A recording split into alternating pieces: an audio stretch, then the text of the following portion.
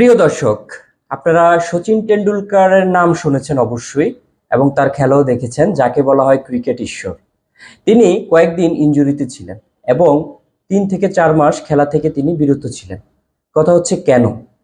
তার একটা কন্ডিশন হয়েছিল, প্রবলেম হয়েছিল। সেই প্রবলেমটার নাম হচ্ছে টেনিস এলবো, অর্থাৎ ঠিক কনই, আমাদের এই কনইর ঠিক বাইরের দিকে তার ব্যথা হয়েছিল। কারণ তিনি যে স্ট্রোকগুলো খেলতেন, তার ম্যাক্সিমাম স্ট্রোকে কিন্তু হচ্ছে যে তার আহ, এই যে কন্ডাইল আছে, যে আমাদের যে ল্যাটারাল কন্ডাইল, সেই কন্ডাইলে তার আঘাত পেত, যে কারণে সে 3 থেকে 4 মাস পর্যন্ত সে খেলার বাইরে ছিল।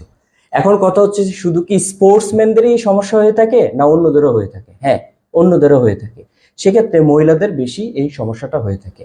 মহিলারা ম্যাক্সিমাম টাইমে হচ্ছে যে ভারী কাজ করে থাকে এবং কাপড় যখন কাচে বা কাপড় থেকে যখন তারা পানি বের করে এভাবে রোটেট করে, তখন কিন্তু তাদের এই ল্যাটারাল এপিকন্ডাইলে অনেক বেশি চাপ পড়ে, তারা ভারী কিছু নিতে পারে না।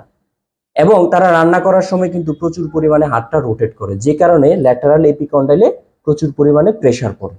সাথে সাথে যারা মেকানিক আছে এবং যারা স্ক্রু খোলে এবং স্ক্রু বন্ধ করে, হ্যাঁ, তাদেরও কিন্তু এই সমস্যাটা হতে পারে।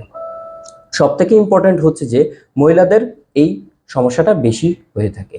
এখন অসংখ্য রোগী আমরা এরকম পাই যে এসে বলে যে স্যার, এই জায়গাটা আমার প্রচুর ব্যথা করে এবং সাথে সাথে হচ্ছে যে ব্যথাটা আমার উপরের দিকে চলে যায়, ব্যথাটা আবার নিচের দিকে চলে আসে।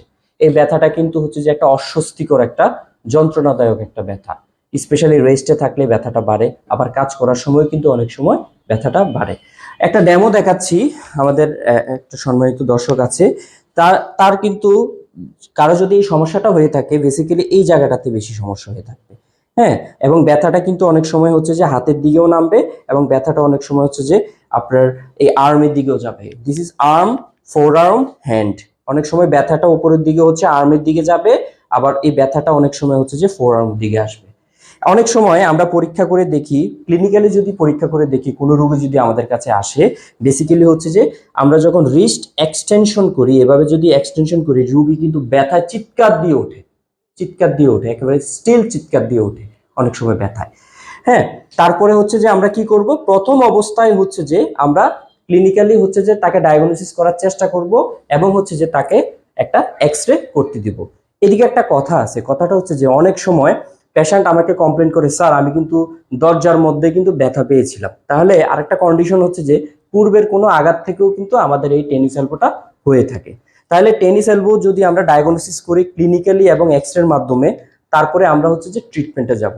এখন ট্রিটমেন্টে যাওয়ার আগে অবশ্যই আমাকে একজন অর্থোপেডিক সার্জনের শরণাপন্ন হতে হবে, কারণ অ্যান্টি ইনফ্লামেটরি ড্রাগস আমাকে খেতে হবে এবং কিছু পেন কিলার খেতে হবে সাথে। এবং সব থেকে বড় কথা হচ্ছে যে ট্রিটমেন্টের ক্ষেত্রে অ্যাজ এ ফিজিওথেরাপিস্ট হিসেবে ফিজিওথেরাপিস্টের প্রচুর পরিমাণে রোল রয়েছে, ভূমিকা রয়েছে এই টেনিস এলবোকে কিভাবে আমরা ওভারকাম করতে পারি। সেই ক্ষেত্রে আমরা প্রথম অবস্থায় আমরা আইসিং করতে বলি, অথবা এই জায়গায় ব্যথার জায়গায় বরফ লাগাতে বলি। তারপরে হচ্ছে যে আস্তে আস্তে আমরা কিছু ইলেকট্রিক মডালিটিস আছে, যেমন ultrasound therapy, short wave, IRR আমরা ইউজ করি লোকালি ব্যথার ঠিক এই জায়গাটাতে, এবং রুগীকে আমরা এলবো ব্রেস দিয়ে দিই। অর্থাৎ রুগী যখন কাজ করবে, কাজ থেকে বেসিক্যালি দূরে থাকার কথা বলি, কিন্তু যতটুকু পারে সে দূরে থাকবে। যখন সে কাজ করবে তখন সে টেনিস ব্রেস পরে কাজ করবে এবং তাকে রেস্টে থাকা বলি। ফিজিওথেরাপিতেও যদি কাজ না হয়, বেসিক্যালি 90% ক্ষেত্রে কিন্তু ফিজিওথেরাপিতে টেনিস এলবো ভালো হয়ে যায়। ফিজিওথেরাপিতেও যদি কাজ না হয়, সেক্ষেত্রে আমাদের উন্নত ট্রিটমেন্ট হচ্ছে যে আমরা স্টেরয়েড ব্যবহার করি। ঠিক লোকালি এই জায়গায় হচ্ছে যে আমরা স্টেরয়েড দিয়ে থাকি এবং একজন অর্থোপেডিক সার্জনের সহযোগিতায়।